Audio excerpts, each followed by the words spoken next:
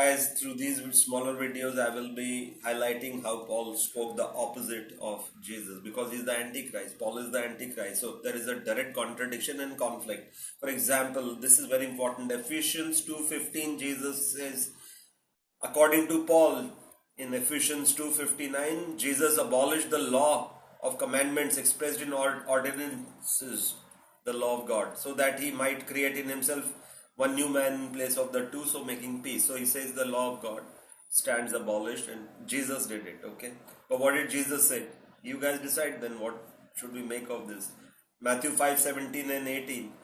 Jesus is saying, do not think that I have come to abolish the law or the prophets. He could not have. Nobody can touch Father God's law.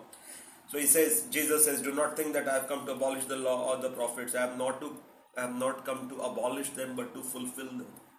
Now, fulfillment is the opposite of abolishing. You check it out in the dictionary, guys. It's the opposite. It's an antonym. So they are speaking two different things. One is in North Pole, one is in South.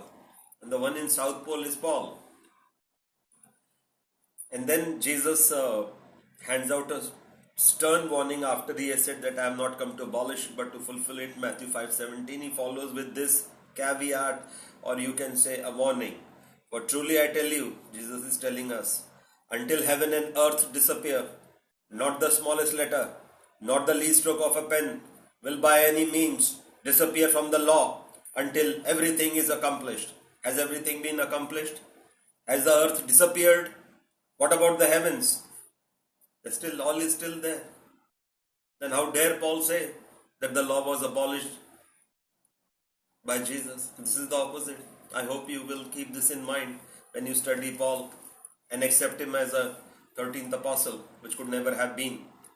He was a deceiver. He was the Antichrist. Here is just one example. I'll put so many of them that the churches will have no option but to acknowledge, yes, we were deceived, so that we may start teaching Jesus for a change. Radically Jesus.